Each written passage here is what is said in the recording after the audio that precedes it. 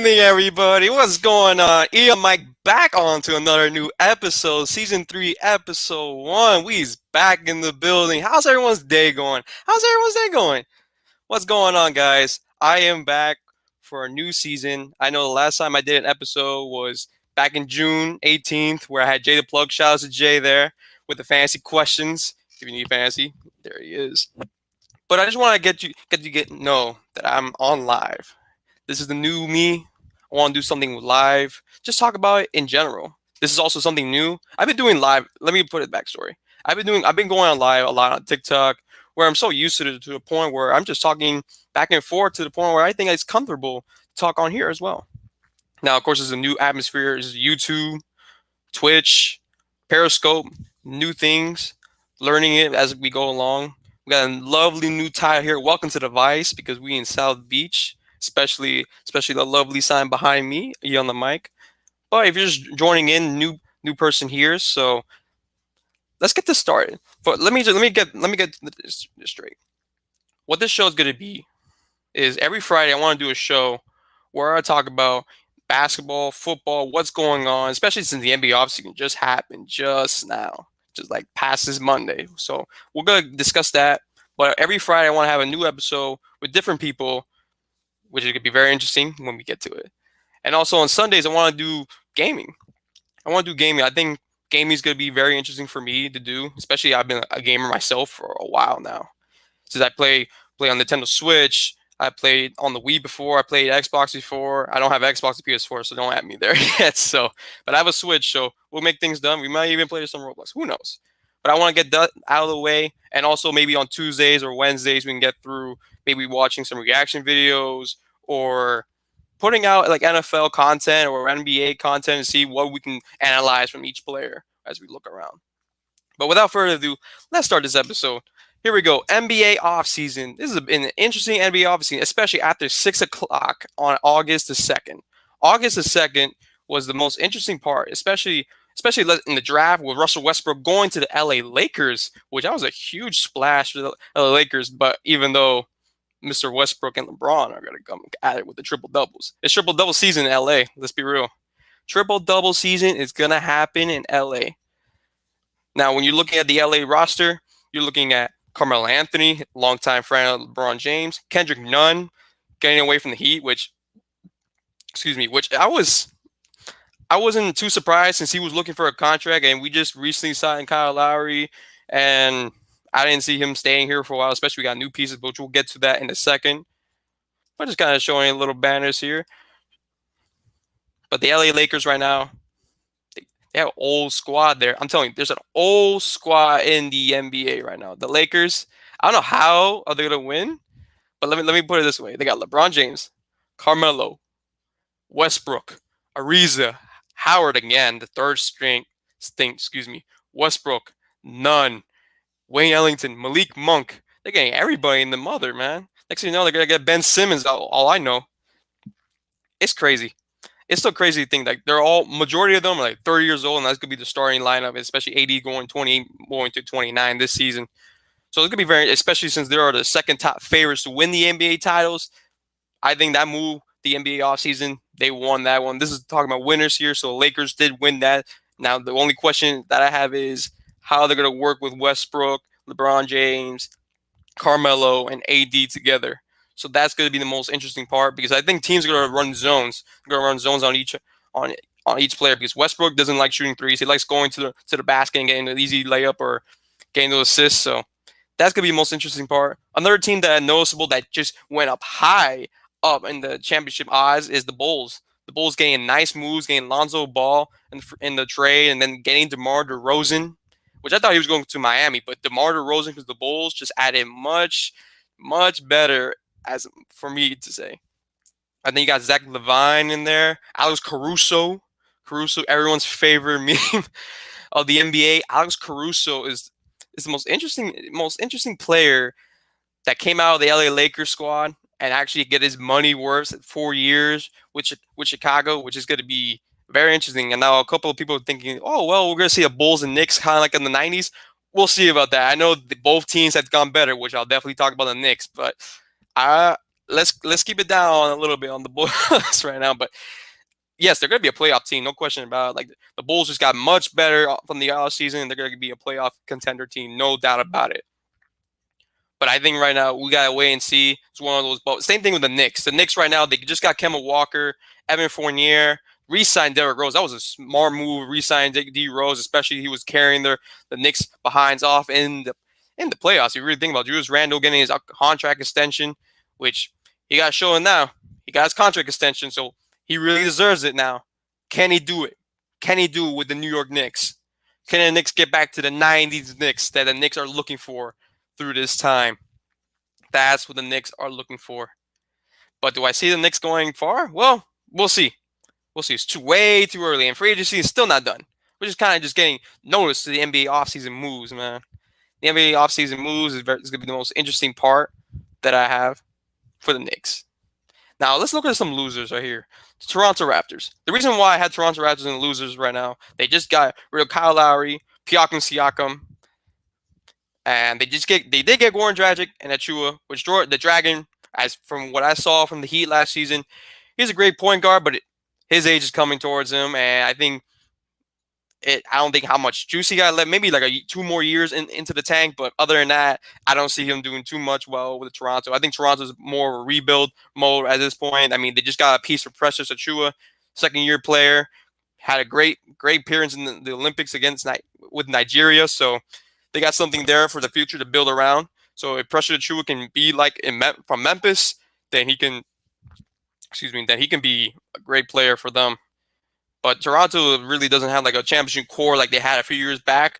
Everybody else moved on from the team to the point where there's a rebuild mode, which I do feel bad for Toronto fans in Canada. But at the same time, it was coming to a close to Kyle Lowry. Now Kyle Lowry's a new J Lo in South Beach, man. There's just new J Lo of South Beach, which we'll get to in a second. But just going off from there, another loser right there, the Pelicans. The Pelicans, after trading AD 2 years back, thinking, well, we're gonna get somebody in this draft. We're gonna get somebody to help us out in this free agency. They couldn't attack everybody.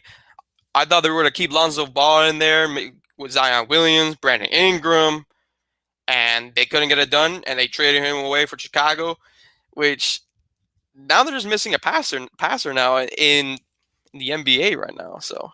In the Pelicans right now. So this is going to be the most interesting part for the Pelicans to rebuild on that part, because when they thought they traded away AD, they might have thought, oh, we might get something special, which they did with Zion Williamson. Now, Zion Williamson needs to get them to a playoffs or else the cycle repeats itself. And then Zion's like, I want to get out of here. And then he goes to LA or he goes to Portland or he goes to 76ers. And then the Pelicans have to start all over again because they can't get the championship caliber team they really need to get. That's the main course for the Pelicans. Now, those are my losers. Now, going to my lovely Heat that I talked about the most, free agency talk, starting with Kyle Lowry. I was actually shocked that we actually got Kyle Lowry. I think that was a great trade move from Miami Heat. I knew when I ended that season 2, when I ended season 2, I had a feeling that Pat Riley was gonna go on a spree. I thought he was gonna let go Duncan Robinson. Let me put it real. I thought Duncan Robinson was going to Boston, which Boston was another loser in the NBA right now, in the offseason moves right now. But I thought Duncan was gone. He was looking for his money. I didn't know if Miami had money, but somehow they have a lot of money, which I was surprised. I'm like, where are they pulling this money from? Because I thought we were broke for some reason. But the moves he made it seem not. I was like, wait a minute. We got money? We got money to sign PJ Tucker, got money Duncan, max contract on Jimmy Butler till he's 36, Kyle Lowry trade, got Victor Oladipo back, although he won't be back till January, which is like, Pat Riley wants this chip for real. Pat Riley needs it for real. I'm telling you. So, which is great moves right there. I love PJ Tucker, although he's not a great scorer. I love him at playing defense, especially when you watch him in the NBA playoffs last year. Just looking directly through his game, you see him being intimidated. Of course, he's going to draw a lot of fouls. That's going to be the negative side. There's going to be a bunch of personal fouls. That's going to be the roughest part. But I think the turnover is going to be a little bit different this year. Which that's the main problems with the Heat: turnovers and getting out rebounded. Right now, I'm actually looking at Yurt 7, Omir. If we can get him from the summer league, and he's still a free agent. That's the funny thing. He's still a free agent in the summer league, and I'm like, why hasn't the Heat signed this man? This man dropping 27 points in the summer league. I'm like, he's still a free agent? Why? This man needs to be like in the backup rotation in this team, especially since we have Bam Adebayo, who's a center right now, is told to be the center right now, although he plays more power forward. But Bam Adebayo can easily move to the 4, and then Yurt 7 might get to the 5 because he's a tall player. That'll be a great move for Miami, especially. But the potential starting 5 for Miami, as we go, is Kyle Lowry, the new J. Lo. Jimmy Butler's going to be in there. Duncan Robinson, Bam Adebayo, and PJ Tucker. So that's going to be an interesting start for the Heat on the starting 5, especially. And then, of course, Victor Oladipo right now is going to be hurt till hopefully he's back on December. I don't know if he's going to be back by January.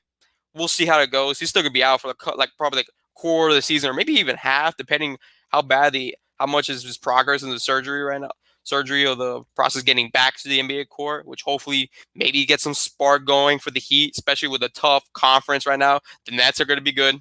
The Sixers are still trying to get Damian Lillard and try to trade away Ben Simmons, especially Ben Simmons right now is not answering team calls, so that doesn't help his favor. And then you still got a lot more teams on. The Knicks just got good. The Bulls, the Hawks just re-signed John Collins, keeping it intact. They signed Lou Williams, Mr. Lou Pepper Will, as I usually call him. So it's gonna be a tough conference to get to the finals. Back when the Heat went back to 2019, which I think was great moves by us. We also did re-sign Max Strus, which was very interesting. The most interesting part was Victor Oladipo. Markieff Morris coming off the bench, which would be nice, especially when we get some more big men, because the only big man that we have really was like Bam Adebayo and Dwayne Dedmon, which was a nice signing by Miami to re-sign him in the cheap price. Dwayne Dedmon was our leading scorer in Game 2 against the Bucks. Let's picture that. Game 2 was our leading scorer with 17 points, and he's only 31 years old. Crazy. That's crazy, but especially when Bam Adebayo comes off the bench, comes out of the game, you put in Dwayne Dedmon, and he'll get you some points. That's what I really feel for the Heat. And I think the Heat right now, they got a good squad going. I'm not gonna lie, they got a good squad going. And the Heat, where do I see the Heat from this free agency? Probably the 4th and 5th, where like everybody says, like the squad just goes up to the 4th and 5th seed. But just the offseason moves is very interesting. I knew Pat Riley was going to do something familiar like this. I didn't expect him to do it right out the gate, because right out the gate was a lot of moves. I was surprised. I'm like, Kyle Lowry, wow, we got that from Toronto, especially on a 3-year deal. So he's going to be with us for 38. Now we hoping that Tyler Hero can emerge again like he did in the 2019 NBA playoffs in the bubble, where he was phenomenal coming off the bench. Now was a star then, but then he kind of had a depleted year after that, which we're hoping that Tyler Hero can emerge from that. So then when Kyle Lowry's age comes down, trickle down, especially Kyle Lowry right now getting 17 points a game, especially. But if we can get a Tyler Hero to reemerge as a player, which I'm actually glad that we didn't trade, because I've been hearing a lot of trade rumors that we might trade him away, we might package him like a Goran Dragic deal, which was not the case, especially with Precious Achiuwa going to Toronto. So I'm hoping Tyler Hero can emerge back to the player that I once saw in the bubble. Because now all I hear right now is, well, the Heat are frauds and now they're the bubble guppies. And like, no, they ain't.